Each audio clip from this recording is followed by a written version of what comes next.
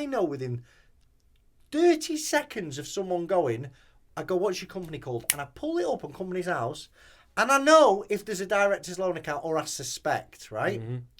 So if I know, everybody knows, right? I'm not the brightest guy in insolvency, I can assure you, okay?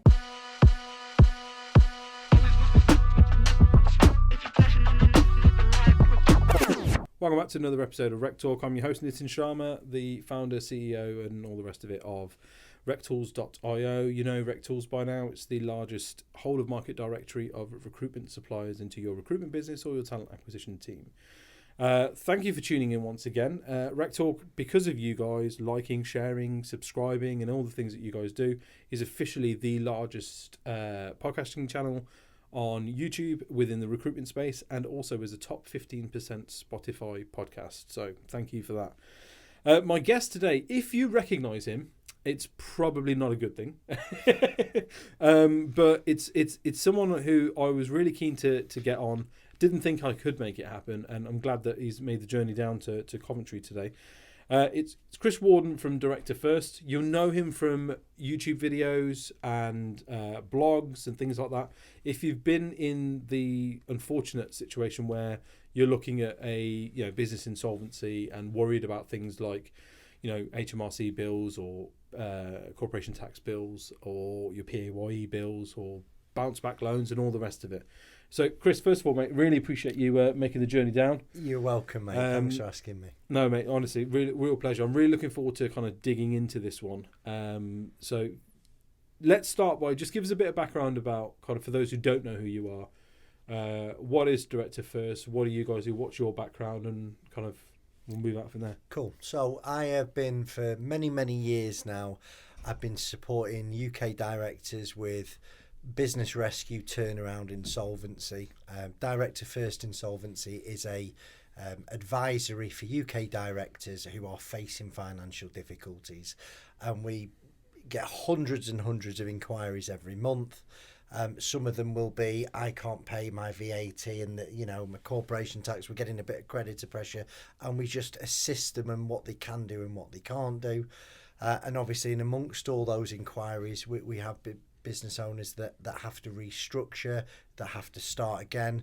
Sadly, it's the end of the road. Where we're a little bit different to most firms in our space is our advice is tailored to the director, and actually saying, listen, lots of insolvencies end up with problems for the director.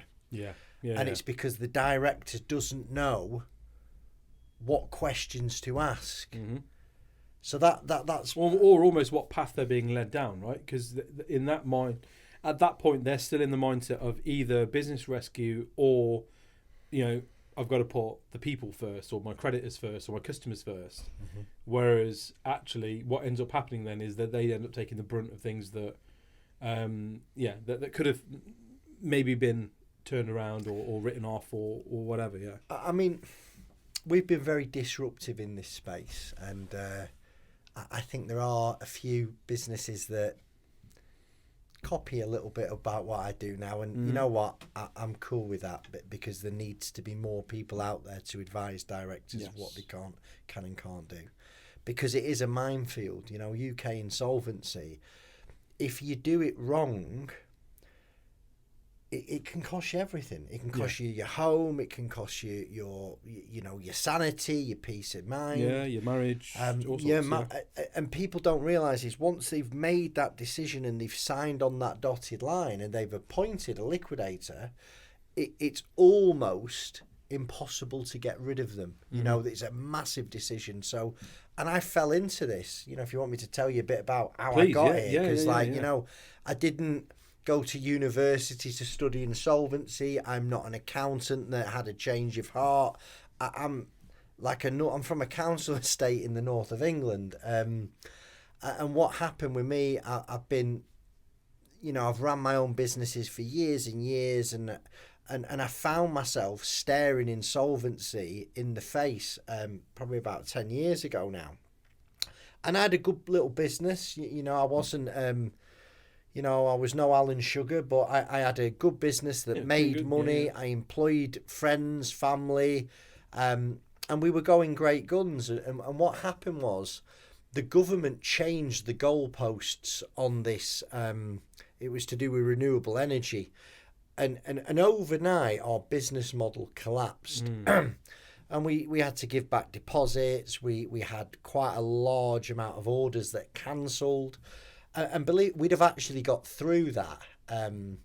But it was a few weeks later, and it was just before Christmas, we realised I can laugh about it now. We realised the first ever introduction to insolvency for me was realising someone had liquidated owing us 200,000 quid. And it's like, ouch. Right, yeah. And God, like, I'm fairly streetwise, me. I'm not an idiot, despite what some people may say. You know. Yeah. No, but we have to be when we grow up. When you grow up in the kind of worlds that we come from, you have to be. You learn things a little bit quicker. Yeah. And you figure out who can like swindle things and like you figure out ways around things because people around you are constantly doing this sort of stuff. Yeah. And that's what I did. I thought I'll figure this out. Yeah.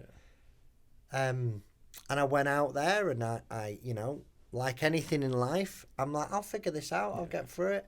And I've gone on all the internet. I've gone on the forums. I've spoken to these insolvency practitioners, and I'm like, they speak a language I don't understand. And on the worst meetings I had I was spoken to like a criminal, like a naughty schoolboy, very unwelcoming.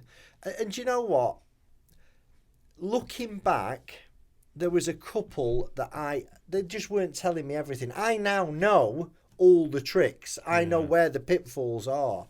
And eventually this went on for a few months. Awful time of my life, because like, if I fall, no one caught me. If I fall today, no one catches me. Like you, I've got little kids, I've got a young family. Yeah. And I eventually got introduced to an insolvency practitioner, and I could talk to them, and they did educate me. And even them, there was a little bit of afters that we never told about. But on the back of it, I said, like, really, like, tongue-in-cheek, I think we could generate some work here. And I got introduced to another guy who used to generate work, and he taught me a lot, this guy. And we just went out there, really just messing about, thinking, well, we'll find the odd job. And then 2020 happened, and obviously I do these videos on insolvency, and people started to want to know about it. And now I would say we're one of the top generators of corporate insolvency work, and there's no one who has reviews like us. Like we I was going to say your Trustpilot speaks for itself. There's not, it's what 4.9. I think it's 5. Or 5. I think it's 5. I was trying to be, because I was looking at it the other day, and it's not like 5-star reviews from like 10 people. It's hundreds and hundreds, and they're all saying the same thing. You saved my marriage, you saved my life, you talked me off a ledge. I didn't realise half the things that you've kind of covered off with me, and you've given me a new lease on life and that kind of thing. And that level of feedback is obviously that must be heartwarming, right? And makes you think like, we're doing the right thing. Mate, we are really proud of what we do. And it's not just me; it's my team. Like my younger brother works for me. We have a really good team that is there to support. Listen, when people are going through that, because I've been there, you've been there, it's hard enough. Like I need somebody to put their arm around me and just be with me every step of the way. So listen, shake me when I need it, pat me on the back when I need it. We can have them conversations with people sometimes. I bet. But it's again, like and like from a very personal perspective. Absolutely, your videos and your insightful kind of like so the effort that you guys have put in steered me in a massive way, because I was sat there going, am I looking at bankruptcy now? Am I looking at like, what am I going to do? How am I going to do this? How am I going to do that? And it was a handful of your videos, and I've kind of gone, right, I didn't think of that. That's an interesting point. And now I'm sat here staring at the a negotiation table now with 2 creditors who are absolutely pushing for bankruptcy and all the rest of it. And I'm sitting there going, I don't feel anywhere near as scared anymore because of the information that I've now learned. And a large part of that is from the content that you guys have put out there. I appreciate that. So let's talk about some kind of let's do some myth busting. I think that'd be a good place to start, right? Yeah. At what point should a business owner be going, things aren't very good, maybe I should reach out? Because on paper, it would seem as though, I can only really speak to you guys when, all the doors are closed to me now. Do you know what I mean? Yeah. And I know that's not the case. And again, that is a misconception. I think the first misconception people have is, if I speak to that funny looking bold chap that I see on YouTube, my business is over. And that isn't the case either. A very small percentage of those hundreds of inquiries that we get a month actually go through an insolvency process.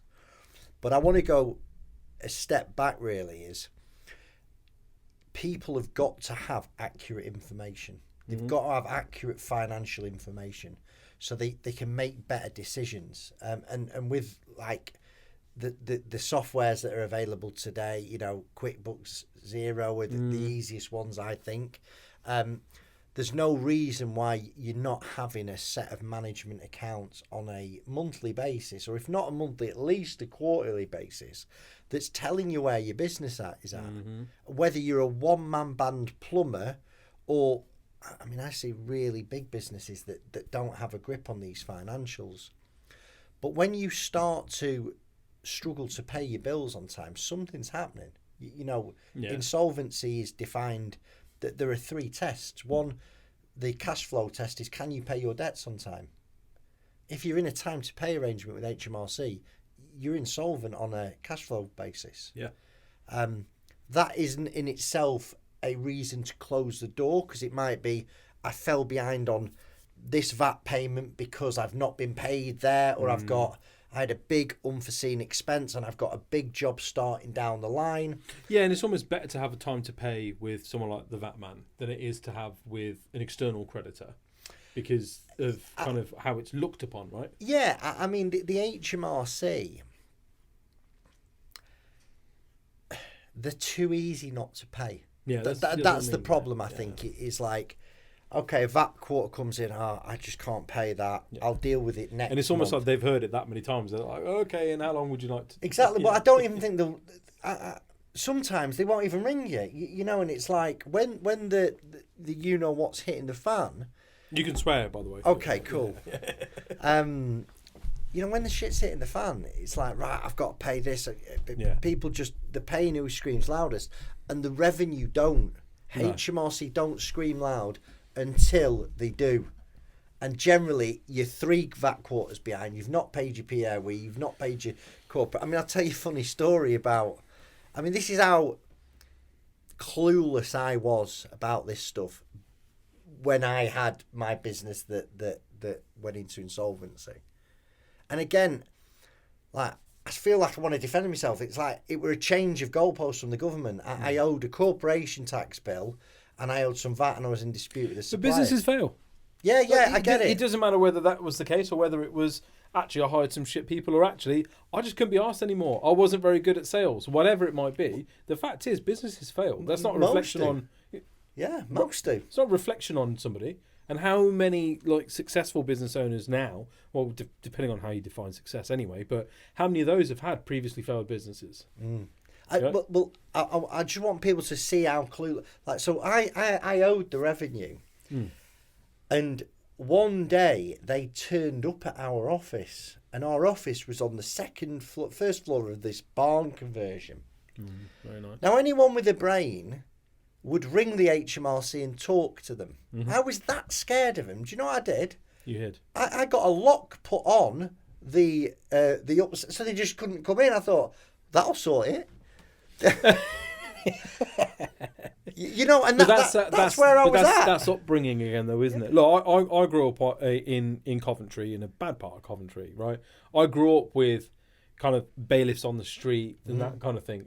My mind would go to exactly that as well. These guys aren't here to play nice. They're not here to be like, listen, pal, let's come up with a plan here. These guys are here to size up the place and be like, how much is that worth? That's worth a pretty bob, and I want to take the whole lot. Because that's what we grew up around. So it's understandable why your reaction would be like, if I just lock the door and turn the lights off. Out of sight, out of mind. Yeah, you know, and so I've been there, you know what I mean? I really have. And I empathise when people are going through this, and you've just got to, so back to the question is, when do you take advice? Yeah. When you can see there is a problem coming up, or you are in a problem and you cannot pay the VAT, you cannot pay your corporation tax, you are struggling to repay your C bills, there's too much month at the end of the money, you know, that like something's going wrong. Yeah. Like, is this business viable now? You know, do you know what I should have done back when I went insolvent is the minute that these government changed the goalpost, all the big players they literally shut the doors and they got rid of everyone. Like that day, sent everybody home. Now, I've read that much personal development, I'm dangerous with it, right? Because all that tells you is, I'll get through this. Yeah. I'll fight through this, you know. I'll write some goals, I'll write some affirmations, I'll do a gratitude list, and I'll get through this. And listen, I'm not knocking all that. It's good stuff. It is good stuff. But when it comes to this type of thing, that was dangerous for me. Because I'm looking at it, I'll come round, it'll get round, I'll turn this round. Yeah, at what point does positive mental attitude and you know, that become delusion, right? And that it's funny you say that. That's where we were at as a recruitment business, because the fact of the matter is we ended up taking out a very large personally guaranteed loan because we'd convinced ourselves that we could turn this around. The fact of the matter was that fundamentally the business was not working. We were stretched too thin. We were doing all sorts of different things. There was a hole in the bucket that was leaking tons of water. Happened to be going straight into my business partner's bank account, but you know, at that time I didn't realise that. And somebody used the term when I was going through all of that stuff. Is you know, I respect him a lot actually. A guy called Mark Kirsch, and he was like, "It sounds like you've got a zombie business. It's not dead. It's not alive. It's just a zombie. Yeah, you know, and you got to put it out of its misery. That's where you're at. You just stop running your zombie business." And annoyingly, if I would have reached out to somebody who knew what the fuck they were doing, they could have laid all of this out to me and gone, look, yes, you can take this and sign your PG, but in 12 months' time, the inevitable is happening. Now, in 12 months' time, all that's going to happen is you're going to be left with a bigger bill. Today, you're left with the embarrassment of closing your business down and letting your staff go. In 12 months' time, you're left with the embarrassment of closing your business down and letting your staff go, and not paying them, and risk losing a lot. So what do you want to do? When it comes to investing personal funds into a business that's become insolvent, and again, you understand whether you're insolvent because you can't pay debts when you fall due. Liabilities are more than your assets. You are insolvent. Yeah. And I say to people, for you to put extra money in this, that's your money, that is your family's future, you have to be 1,000,000% that it's going to work. Because if you're not, either, like you say, where are the holes? Why is this business built up all that stuff? Okay, yes, we've had COVID. Yes, we've had the cost of living crisis. It's very difficult in the UK. Is your business no longer viable? Is it over? Or would this business be viable without the legacy debt? And so many people are like, I just don't want to let my business go. And I completely get it. I really do. Okay, but some really tough decisions need to be made when this starts to happen. And it's like, what's the goal here? Because if you carry on like it's going to get worse. There's going to be huge implications. Or do you use some type of insolvency process to shut that business down and start again? I mean, we're recruitment's this sector, isn't it? I've done loads of recruitment jobs. I bet you have, yeah. Over the last few years, and it's all very similar. There's no real, although there is a business there, it's generally a director who has a load of contacts and a team. Okay, There's not much contractual stuff in there. No. So there's no stock to shift. There's no intellectual property. There's nothing short of... It's a people-based business, isn't it? Which can be started again under whatever... Exactly. Yeah. And there might be a debtor's ledger, money owed in. There might be a factoring company involved. But a pre-pack is where this business has... You've got to understand where's the holes in the bucket, because you don't want to do this and it happen again in 18 months' time. But if you can understand how the business has failed and, will version 2, can we stop those mistakes, then you go through a process where you liquidate the business that has the debts. And legally, as long as, an independent valuation's done and you go through the proper processes, you can start a second company in the same sector and you get another chance at it. But people are so hung up on that first company. And like you say, you can get money if you're willing to put your house on the line. Yeah. And people just... whenever you're signing a PG, just please, I think they should be taking advice at that stage. Yeah, no, I completely agree. I don't think enough is said about it, right? The lenders are... you can't blame the lenders. The lender's job is to lend, right? And yes, you could say, well, it's predatory lending or whatever, but then, subprime lending exists for exactly that reason. So, just writing on a bit of paper before you sign this, get legal advice, is probably not enough, because actually the lawyer who I've got and the solicitor who I've got I'm working with at the minute to navigate this personal guarantee that I gave, he'd have given me a slap around the face and, what are you thinking? No, you're not signing that. You know what I mean? And if I'd have actually gone to him and said, hey, it says I've got to get some legal advice, so here I am, he'd have said, oh, what the fuck are you doing? No, absolutely not. Don't be fucking But we're desperate stupid for the money, aren't we? Yeah. Are we doing, is this a good business decision? Are you taking this money and you're going to invest it in something that's guaranteed to return? No. What you're doing is you're taking this money. It's nuts, right? If I said to you, oh, listen, I've got this box, and every time you put £100 in, £200 comes out. And you'd go, yeah, all right then, that sounds fair. Let me go and get £1,000 and see if it works with that. In fact, same box, I say to you, every time you put £100 in, sometimes you get £10 back, sometimes you get nothing back, and other times you get £100 back. You're not going to go, this sounds like a fucking surefire thing to do, let me do that. I've got one at the moment, a job on, right?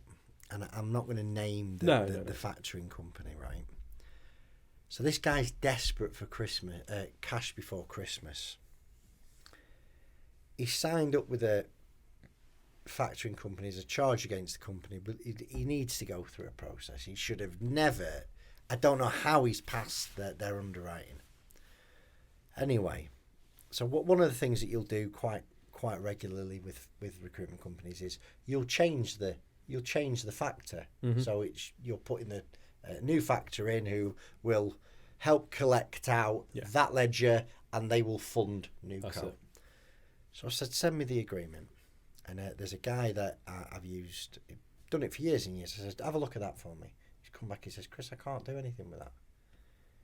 He says, it's probably the worst agreement I've ever seen it. Because this director thinks he signed a 3-month agreement. He's not. He signed a 12-month agreement with a 3-month break clause, right? So it's 15 months. And he only can give notice on one specific day. So it's going to cost him about 20 grand to get out of it. And it's like, and he's going, well, I says, you have said you've taken legal advice on this. And he hadn't, because he's desperate for the money. Because when we're backed into a corner, we do rash things. Yeah. And I see that in insolvency a lot is, the walls are closing in. You ring someone up on Google. You ring the first insolvency person that you see. You think they're all the same, and they'll force you to act really quick. Now there are times where that needs to happen. Sorry, that's all right. I had a guy last night. He really needs to sign notices ASAP. But that is in the minority. Generally speaking, in insolvency, you want to be speaking to somebody, getting everything out on the table, getting some real advisory about what the options are, what are your problems, what are your goals as a director, can we use the insolvency tools to actually get you to where you want to get to in line with your director's duties. But again, it's all that high pressure stuff. If anyone's trying to force you into signing an engagement letter within it, or they're asking for money up front without doing any work, it's a big red flag for me just to go, you know what?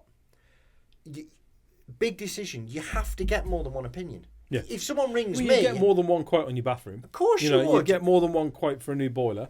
You're absolutely not going to go with the plumber that's like, pay me right now. Yeah. And you need to do it now. It's falling apart. You need to do it right now.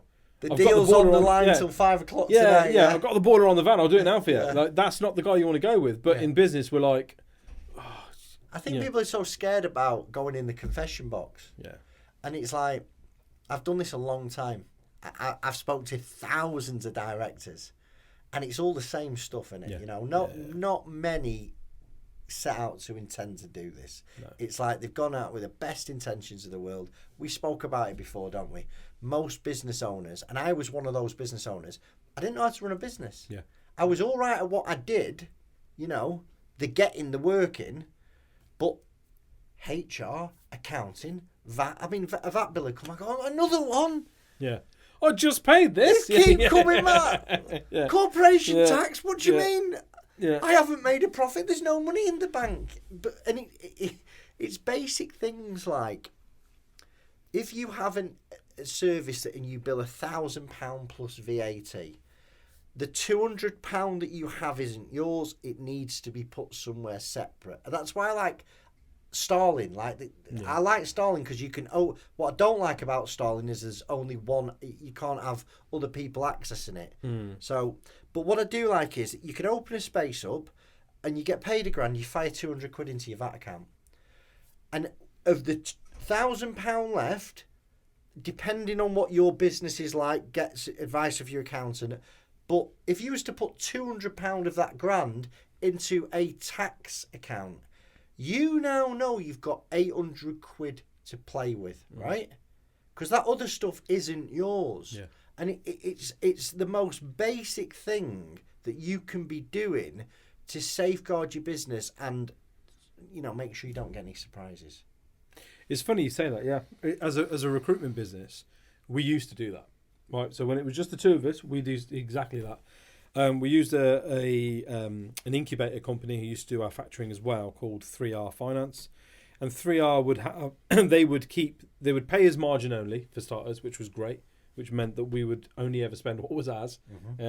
But also more importantly, they would keep the VAT in a VAT SOP account, and when it was the time to pay the VAT, they would release the money to us with the sole intention of, we're going to send this to you, but you need to send us proof that you've paid your VAT, because they didn't want the kind of fallout, right? But we liked that so much that actually then we were like, if we just put another 20% into another savings account, that covers any additional tax bill and all the rest of it. And hey, once we've, and that's probably overestimating, because in our mind it was like, that's probably overestimating. Of course, yeah. You should have a bit left. Because there'll be stuff that gets deducted off and whatever. And there's our bonus at the end of the year. There's that little tickler that we can pay ourselves. So we still get it. It's just, and then while we run it that way, things are sweet. Is when you start overcomplicating it and trying to get a bit too clever with it, or you trust somebody with the entire bank book, it becomes an issue. But the fact is, you can keep things in a very simple and easy to kind of manage way, right? Especially within something like recruitment, which is so it's not as transactional heavy as a grocery store or like a taxi driver or something like that, right? Where it's big invoices and there's not that many of them in recruitment, versus you're not dealing with thousands of transactions a day that you need to then kind of marry up and keep on top of. I have a question for you. So obviously I've worked with a number of recruitment companies, and it always baffles me. How on earth do you guys plan? How do you plan your cash flow? I can tell you from all of the people that I've spoken to over the kind of course of me running RecTools and RecTalk and everything else, most recruitment business owners have probably got, at best, 3 months runway in their business. Most of them are running on a month-to-month basis in terms of their cash flow, because you can't plan. unless you're a contractor-heavy business, right? If you're a contractor-heavy business, okay, yeah, you've got temp to perm agreements or you've got temp agreements with your clients, and you can almost forecast every temp runner I've got out is going out for at least 8 weeks. So I know for 8 weeks I've got this revenue coming in. Mm-hmm. And that's on the proviso that that candidate doesn't leave, call in sick, die, have a family emergency or whatever. So it is almost impossible to, because that's almost kind of why the recruitment industry is so susceptible to those pestle changes, right? Little economical change or little government change in legislation, and these guys panic and they make mass redundancies, or they're like, fuck, what are we going to do, because it's hard. Yeah, it's almost impossible to accurately predict. My first quarter, I'm going to do this much revenue. My second quarter, I'm going to do this much revenue, because you just don't fucking know. So sort of like following on from what we were saying before, if you get behind with the revenue, because one of the things that people need to be aware of is, listen, you'll be able to set a time to pay arrangement with HMRC. And I'll dive into that now, because there's people out there, they owe VAT, they owe corporation tax, they don't even know what that is. Yeah, what the time to pay is. Yeah, you've got to, all those debts that you owe HMRC, you have the opportunity to organise an extended time. It's called a time to pay arrangement, where you pay it over a period of time. Now there are some eligibilities here, right? You've got to be able to pay it off in a period of time that they deem acceptable. Now, my advice to you is, do not agree to a time to pay arrangement that you cannot stick to, because if you default on it, you're going to go through the enforcement process. Right, and you're fast tracking straight to there. Yeah, exactly.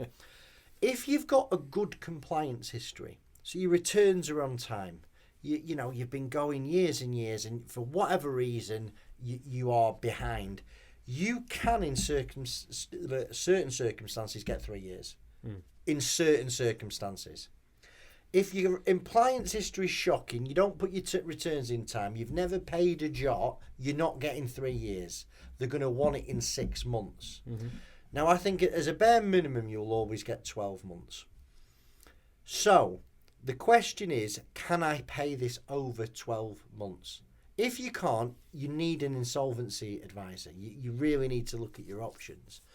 But if you can do, it gives you some breathing space, but you must be able to keep up to date with current. So let's say you're on a time to pay for VAT, PAYE and corporation tax. You've got to pay your PAYE that's due every month. You've got to pay your VAT that's due every quarter. You've got to pay your corporation tax. Because if you don't do, you go into, basically breaches the time to pay arrangement, and you're back to square one again. So if you're in that time to pay arrangement, you get one agreed, you've got to be really tight with the money. You've got to understand that, again, we'll go back to that £1,000 plus VAT scenario. The 200 quid goes into a VAT account, and a 200 quid goes into some type of tax account for at the end of the year. Because I've seen businesses set up time to pay arrangements, they're getting through, they're paying the time to pay arrangements, and then they haven't got the money for the corporation tax. And again, the whole plan falls down. But does that not create that? Look, if my VAT bill is 10 grand and I can't afford to pay it, so I've decided to request for that time to pay, and then the quarter goes by and I've been paying my 800 quid a month that we've agreed with the HMRC, the quarter's gone and another 10 grand, is it not creating this essence of, well, I'll just put that on time to pay as well, and I'll just keep putting things on time to pay? Because, well, you won't be able to. I mean, there are circumstances where you'll get away with it. That there is some... Listen, HMRC enforcement agents, let's get this out there. Most of them are really nice people. Yeah. They're literally just doing the job over the years. I've got to know them. They just happen to work for the taxman. Exactly, yeah. But they're decent enough people. Yeah. And I think if they see that you are trying your best... I've had one, right? I mean, this is a horror story. Guy owed £1.6 million to HMRC. He's been wound up.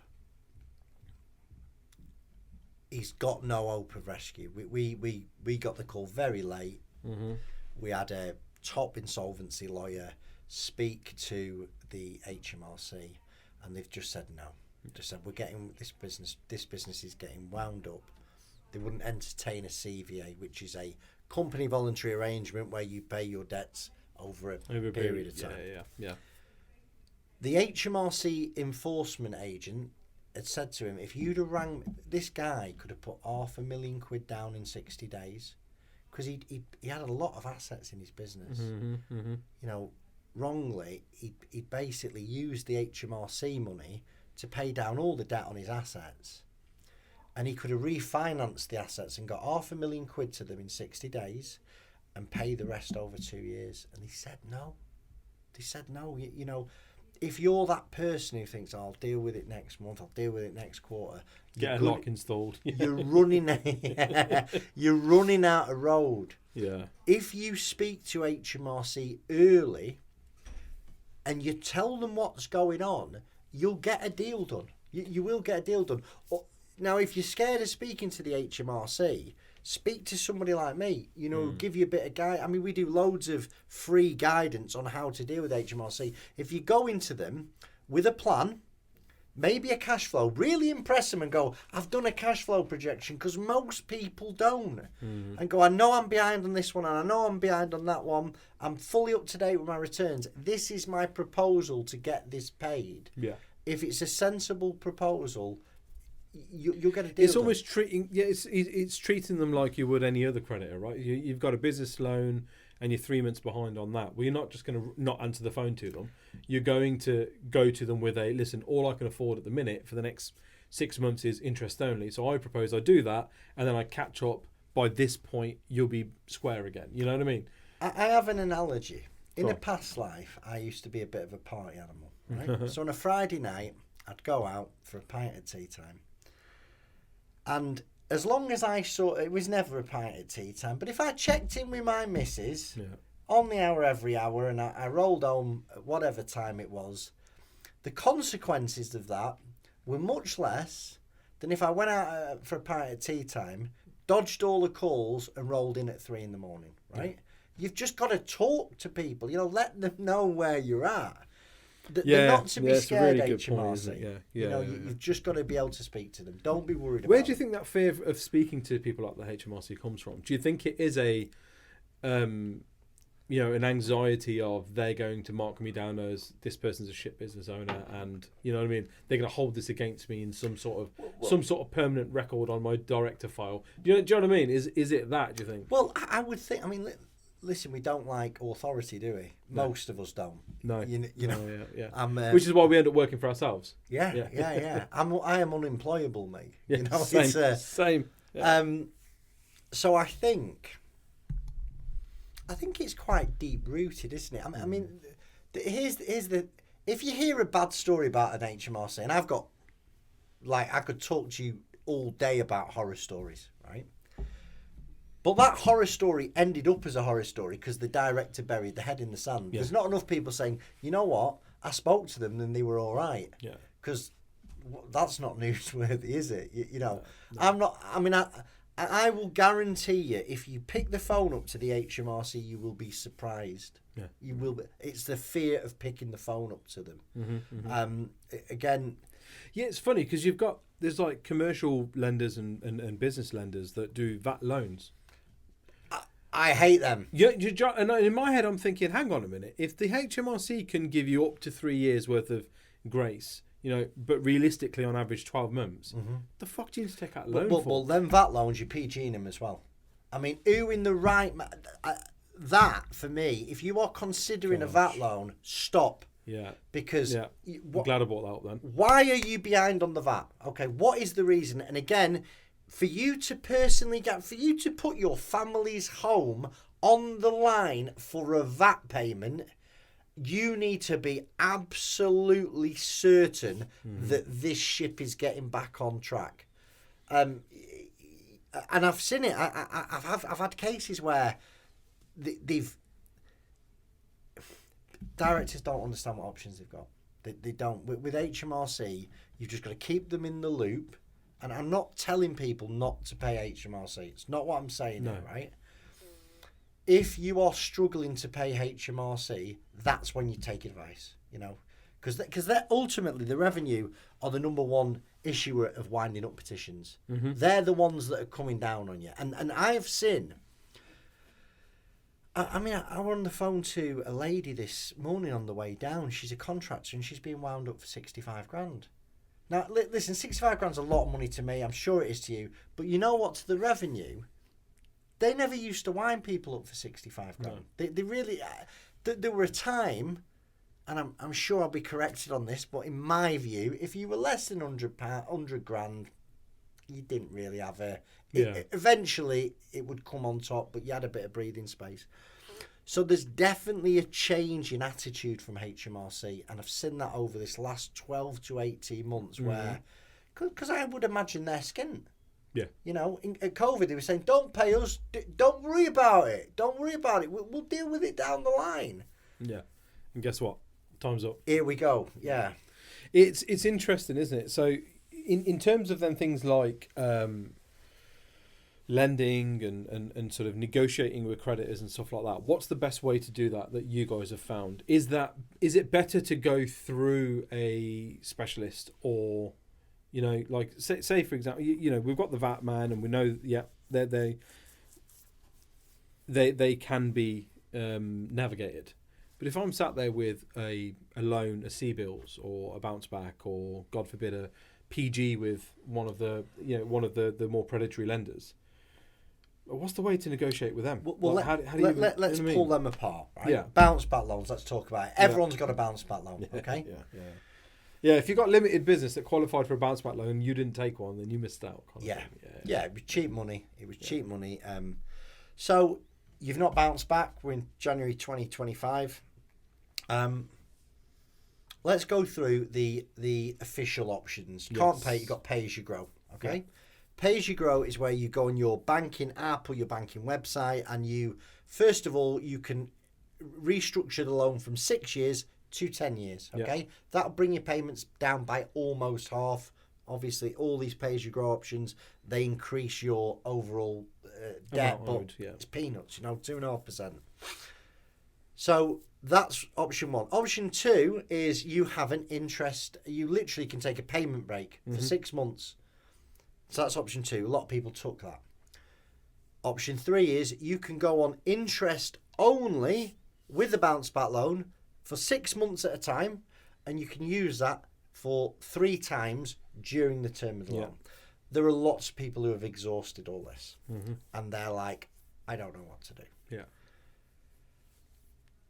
The loan was ideal in the sense that you didn't have to personal guarantee it. The government will pay the bank if you default on it. It's not like the other loans that we're going to come on to.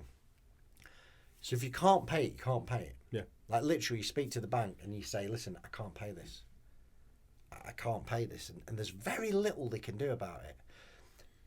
The bank's taken action against people they suspect of committing fraud. Can they force a wind-up of your company? So because I've heard of cases, and this is just, when I say heard of, on like business forums and Reddit and stuff like that, where, lender has forced a wind-up petitions against me. In theory, anyone can wind you up if you owe them money, right? Yeah.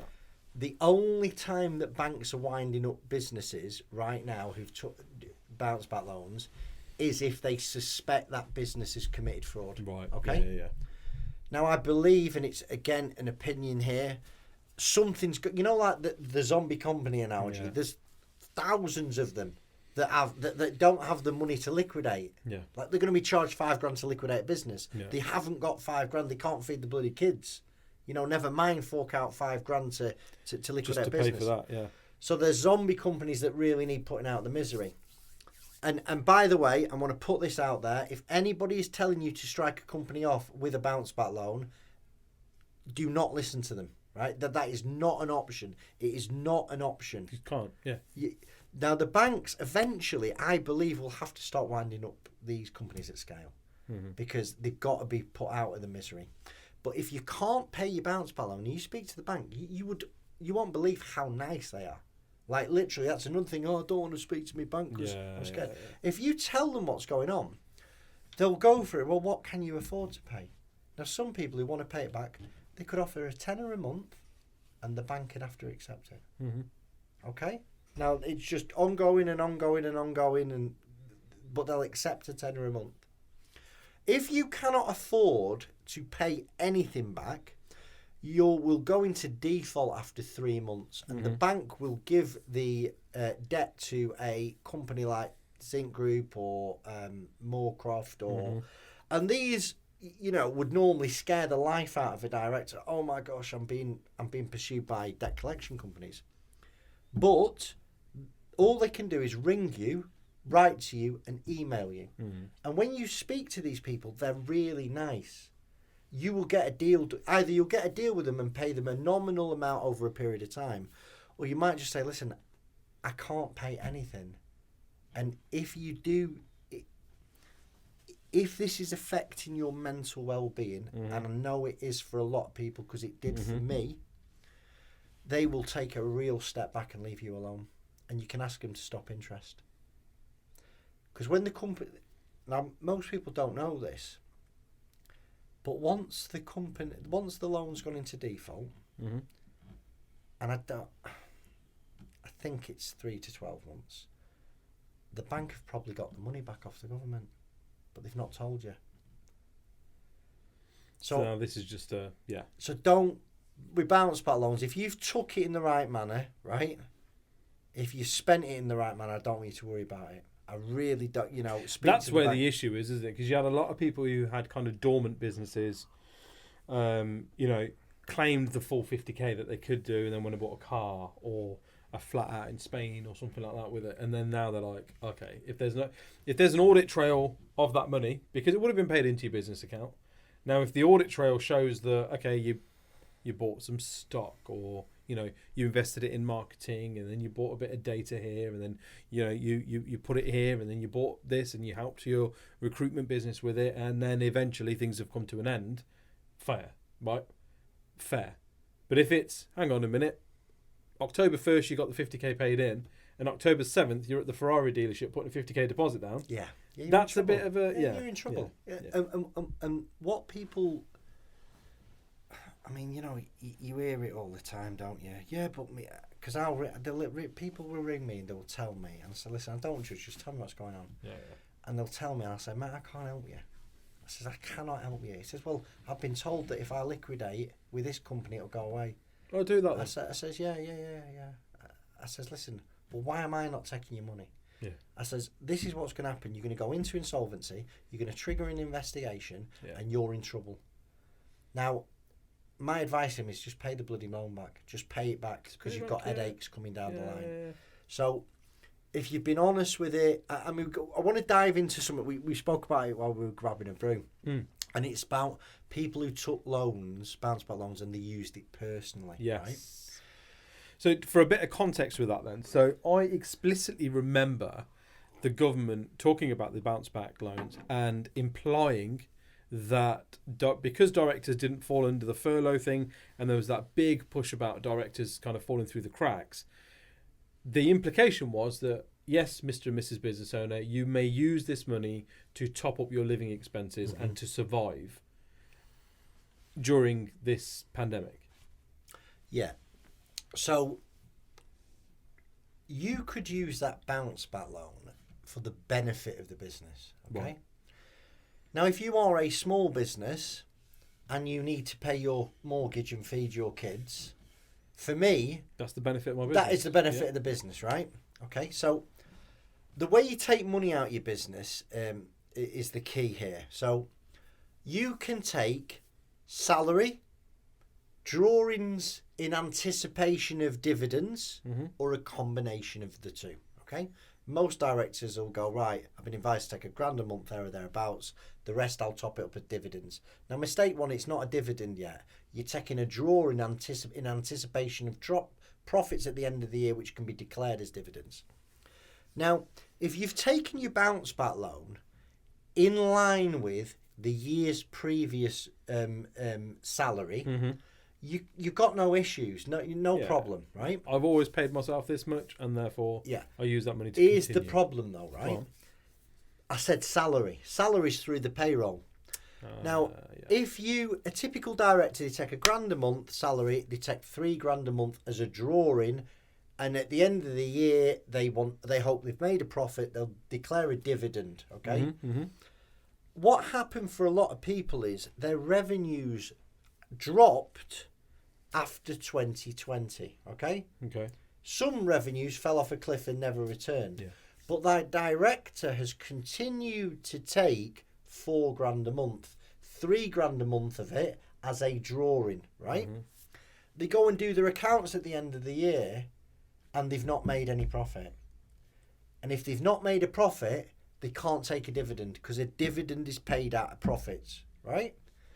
So that $3,000 a month, I'm just plucking figures here. That $3,000 a month, 12 months, 36 grand, has now become an illegal dividend. Yeah. Now, they're not going to prison, but they've got something called an overdrawn director's loan account. Yeah. Now, they're not criminals, they're not nasty people. I think they're poorly advised, right? It starts with financial information, guidance from an accountant, and I want to get onto that in a minute as well. But what these guys have done is they're not going to get in trouble for how they've spent the bounce back loan, but they've got another problem coming. They've got an overdrawn loan account. Yeah. And in an insolvency scenario, you're going to be asked to pay that back by the insolvency practitioner. And that's a big problem for people because they're like, I didn't know about it. I literally didn't know about it. But ignorance isn't an excuse, is it? And this is what I was told. Because, again, the insolvency of my recruitment business, my director's loan account was sat at 100k overdrawn. And I kick myself now because everything I know now, I would have gone back to little old panicked me in November 23 and gone, right, before you even have a chat with these insolvency people and start engaging with this process, go to the accountant and say, I want these reversing and I'll pay my PAYE equivalent. You know, because that's going to cost you a damn sight fucking less than the 100 grand they're going to come after you for. Yeah, the only issue you've got there, though, is real-time information. You've got to submit your PAYE records on a monthly basis. Okay. I mean, it is the reality. I suppose as it's going along, though, once you file those accounts, you know, like, because you don't just wake up one morning and we're like, I'm 100k overdrawn in my director's loan account. No, see, it just built over years and it's easy. So you'd expect, at some point, that conversation needs to be had with your accountant. Whether the accountant triggers that convo or you do, you've got to say, listen, if this carries on the way, this brings it back to your original point, you need your management accounts in order. Because actually, if you're looking at it going, right, if this carries on in the way it's going in terms of the business, and your drawings continue where they are, you're going to be in a bit of a trouble, a big fucking trouble at the end of this. We need to now move you to, if you want to carry on those drawings, that's fine, but you PAYE. Go on salary, right? You go on the salary. The minute your revenues start dropping, and again, if you've got a profit and loss on a monthly, quarterly basis, you know if you're making profit or not, and you know how much you can take, right? You go on PAYE because you still need to still take money. You just can't take it in that money anymore. Because directors' loan accounts pay the appropriate amount of tax. They can cause people to lose their houses. Yes. And another question is if there's not enough profit in the business to take the income that you need, that's a red flag in itself, isn't it? What is going on? Do I need to go line by line in this profit and loss and go, I don't need that anymore. I need to get rid of that. I need to stop spending here. I don't need this member. Listen, these are all conversations to have, but you've got to cut your cloth accordingly when things are going ropey. Because what people don't understand is an overdrawn director's loan account is an asset of the business. A liquidator gets appointed, and they go, right, you owe that company 100 grand. How are you paying it? Because I'll make you bankrupt otherwise. Now here is where people need to be educated. A good insolvency firm, okay? I am one of those people. There are others, right? The first thing I will do once we've got into the nuts and bolts of what you owe, what do you want to be, what are the various options is, right, let's have a look. Have you got an overdrawn? What is gonna cause you a problem in this insolvency, right? Okay, the biggest thing is an overdrawn loan account. Okay, where am I going to find that? Okay, let's have a look at your last set of accounts. Okay, they're 18 months out of date. They're not really worth the paper they're written on now. I want to know today. Give me a balance sheet. Yeah. Give me a balance sheet, Xero, QuickBooks, Sage, whatever. But it needs to be up to date.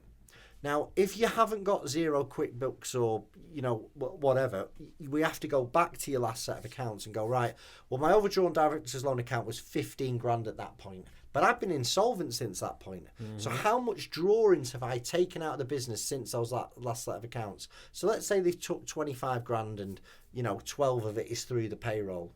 There is another 13,000 that's gone on that director's loan. Yeah. And now we've got a figure, and we understand, well, how much is this director's loan account? Right, how are you going to pay it back? Well, I can't pay it back. That's really common because a director has... Well, the money's been spent, not banked. Of course. And it's like, right, well, we've got to look at... An insolvency practitioner going to look at really three things. The first one, do they have a right to act? Is there a director's loan account, yes or no? Okay. Yeah. But number two is... Well, is there any hope of recovering anything off this guy or girl? If you are in a rented accommodation with very little disposable income, it gets written off. It really does. There are some firms that will scare you and threaten you, but I know if you can show that there's nothing here, that will get written off. Okay. If you're in £1 million pad with no mortgage, you've got a big problem. If you've got stuff, this is really difficult to deal with. Because an insolvency practitioner can do a discount, they can do a negotiated settlement, they have a discretion to do it. Now, this is where, as a director, you need to get educated. Because as I think you're finding out is, once you've appointed an insolvency practitioner, they've got no real desire to do a discount. Why would they? No. People, it's a strange dynamic, insolvency. So if I want an accountant, I want them to represent me, my best interest, same as a solicitor. Yeah. When it's insolvency, you're going out there to find somebody to represent the other side. That is strange, that. Yeah. So you want to go, my advice to people out there who've got these directors' loan accounts, I think you should work with an independent firm, okay? I'm not here to big me up. Go and find out about me. I'm really good, right? Love that. Yeah, but do your own... listen, if you're going for insolvency, you better go out there and check reviews. You better go out there and due diligence. You'll find me anyway, right? But if you don't like four-eyed specs from the north of England who support Preston, I get it, right? You need to find an independent. And you need to find someone who's going to be willing to put a bit of effort in before you pay them to work out what the director's loan is and how it's going to be settled. Yes. Okay? Yeah. Because you've got to remember is before you appoint an insolvency practitioner, they've not earned a penny. And they're all... these big firms that get bank jobs or like you was forced to use a specific firm because of your insurance, which I want to have a chat about. These smaller firms want your work. Now, they're never going to break any rules. They've all stuck... They've all got the same Insolvency Act to follow. But you can negotiate better with them. You know, and again, it's about, even if you've got equity in your property, I get excited talking about this because this causes so many problems. It saves lives, though, mate. It really does. If you've got when we're getting a deal done on your behalf for a director's loan account, the insolvency practitioner needs to justify to the creditors, to the Insolvency Practitioners Association, to the Insolvency Service, that this discounted settlement is a better realisation, best case scenario, than a bankruptcy. Yes. Yeah. So people don't realise in bankruptcy is there's a hell of a lot of costs. I mean, let's just talk about easy numbers. Let's say you've got an £500,000 house, right? Well, in a forced sale valuation, that's probably worth 450. Okay. There's probably 10 grand to sell a house in estate agents' fees and solicitors' fees, all coming out of the pot. So, and then you've got your mortgage. So let's do a real life example, okay? A £500,000 house with a 300 grand mortgage, okay? You think you've got 200 grand equity in. I might need a phone to do these calculations, right? Yeah. So, in a forced sale, it's worth 450, right? Okay, yeah. Leaves you with 150 in the pot. With 150. Yeah. But half of it's your missus, right? Yeah. So they can't, as long as she's a director, can't touch your missus's share. Yeah. So we're left with 75 grand, okay? Yeah. Well, in a bankruptcy, you've got a trustee and bankruptcy's cost, okay? You've got the official receiver's cost. Right. Take off 7 grand for the official receiver, okay? Now, the trustee in bankruptcy, they could probably take another 15, maybe 20 grand in fees. Right. Okay? There'd be 2.5 grand to get you, make you bankrupt, the petitioning creditors cost. How much have we got there? 45 and a half. 45. Left. A solicitor, right? A solicitor could, if you buried your head in the sand and were very difficult, there could be 30 grand's worth of legal fees on there. Yeah. Okay? Where are we at now? 15 grand? 15 and a half, yeah. And the insolvency practitioner's got to get paid. And as you know... Take your 6.5, 7 grand, whatever they want to charge. Well, that's just your liquidation fees. Oh, okay, If they've been chasing you for a few years on a director's loan account, 20 grand. 20, 30 grand maybe. Yeah. So, even though you started off with, I've got 200 grand in my house... Yeah. When we get... You're barely getting 5 out of you. When we get down to it, right... So you've got to use that information. There is a bankruptcy calculator that you can go to an insolvency practitioner and go, listen, if you make me bankrupt, that is what you're getting. And what I'm offering Good luck to you. What I'm offering you is, listen, generally an insolvency practitioner will give you 2 options, and they'll go, if you've got a lump sum payment, we will give you a discount on that benefit, but we want it now. If you need people want cases closed in 12 months. If you need some terms over 12 months, it'll be higher. If you enter into an agreement to repay a director's loan account and you don't stick to it, they'll rip the agreement off and they'll come for the full amount. Like, they can put charges on your house. Yeah. It's if you're struggling with a director's loan account, you think you've got one, you think you're hurtling into insolvency, that is a time to pick the phone up. Yeah. Like, literally, and you get somebody to help you understand the position and how you're going to deal with it. So this is really interesting, because actually the insolvency or the liquidator that we're using, or we were made to use via the insurance company, they kind of skirted over the DLA. And they absolutely skirted over the personal guaranteed loan and stuff like that. It was sort of like, oh, we don't know about that. Anyway, oh no, we'll come back to that. Of course. And there was a couple of occasions where, because we had intercompany stuff and whatever, it's nuts, because you look back and you think, what a prick for the way he did it. But stuff like, so was there any money moved into company? Was there any? How much time did you spend on this other company? And was there any other? And just give me a figure, approximately how much. And my business partner was like, I'd say probably about 100 grand. He's like, right, 100 grand, and he's write that down. And then later on, it's all come out, and then they're like, okay, so this company owes this company 100 grand, and I'm like, the fuck did you get that figure from? Mm-hmm. Oh, you guys mentioned it. No, we didn't. Like. Yeah, do you know what I mean? Listen, and sort of in the defence, right? Okay, I mean, let's not name them, right? No, you know what I mean? Absolutely. I know who they are. You know who they are, right? Yeah. So in their defence, an insolvency practitioner, they could say, we're not willing to do any work on this until you've paid some fees, right? Yeah. Okay, I get that.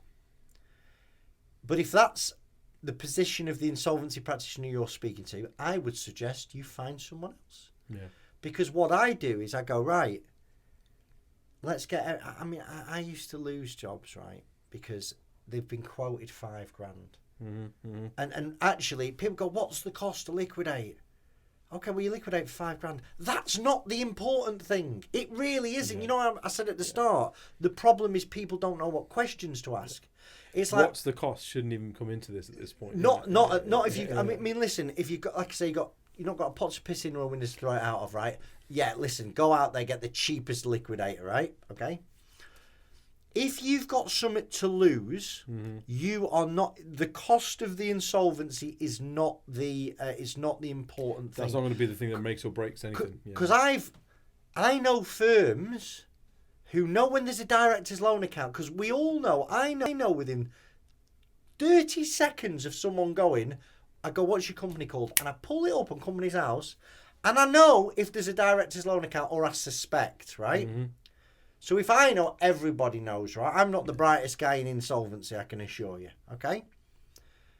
So what I'll do is I'll stop and I'll go, right, listen, we need to figure this out. We need to understand this, right? Mm-hmm, mm-hmm.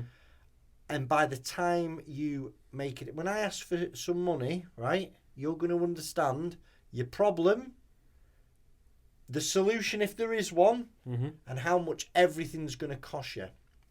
What used to happen to me doesn't so much now because we're fairly well known. But I'd get a director on the phone, and first thing he says to me is, "What's the cost to liquidate?" And I'm like, "Mate, I mean, I just say, listen, you're not my client anymore." Yeah. I says, "You're going to get your legs blown off in this." And I'd go through it, and I'd come back to him. I'd go, "Listen," and I do all the work. I'm like, "Right, well, what are your assets and liabilities? What is your income and expenditure?" I then speak to one of the IPs and go, "Right, listen, where are we at Yeah, with what this?" have we got here? Yeah. And I'll go back and I'll say, "Right, it's going to cost you, if you've got 30 grand up front, it's going to cost you 30. If you need terms, you're going to have to pay 38. Well, I've been quoted 6 grand. Okay, I said, okay. I says, "They're not telling you the truth." He says, "But they've told me it's not a problem." I says, "I know." I says, "But I promise you, you're making a mistake." Well, you've heard that you can lead a horse to water, right? Yeah. The amount of times I have had calls, and I used to spend a lot of time with these people. They ring me back, and it's obviously gone to shit. And I just say, "Nah, sir, I can't help you. I cannot help you. I was there to help you 6 months ago, and I never billed you, right? It's your own fault." Yeah. And that's the heartbreaking thing is some firms they know this problem. They know why are they not saying on day one? Why? Because most directors, they're in that corner that we talked about. I want this. I've got toothache. I've pulled the bloody tooth out. And they sign up, they pay the money, and then the shit starts to come. Yeah. Bad stuff, man. Yeah, it's not right. No, absolutely. Yeah. You got me thinking of a couple of bits there as well. Okay, no, fair. Look, this has been really, really extensive. I think I'd love to do a follow-up with you on this one because there's a lot more I think we still need to cover off. But if I was to put you on the spot and be like, right, best advice you could give to business owners in the recruitment space right now who think they might have a problem or have a problem. Okay, pick the phone up.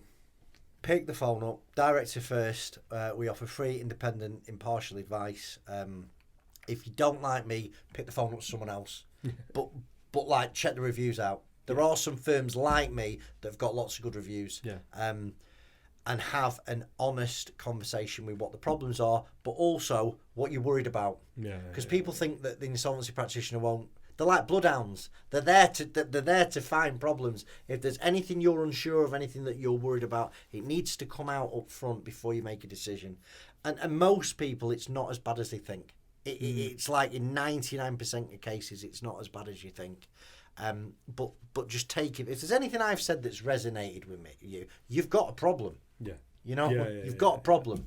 Yeah, if you've gone this, I don't know how long we've been talking. If they're still watching this, you've got a problem. Yeah. You need to get on the phone. Yeah. No, mate, this has been really, really good. Genuinely, I appreciate you making the journey. And I've enjoyed it. Mate, God bless you, mate. Honestly, thank you so much. Guys, that's it for another episode of RecTalk. We'll see you again on the next one. Thank you for liking, sharing, subscribing, and all the cool shit you guys do to keep us number one. Thank you very much. See you again.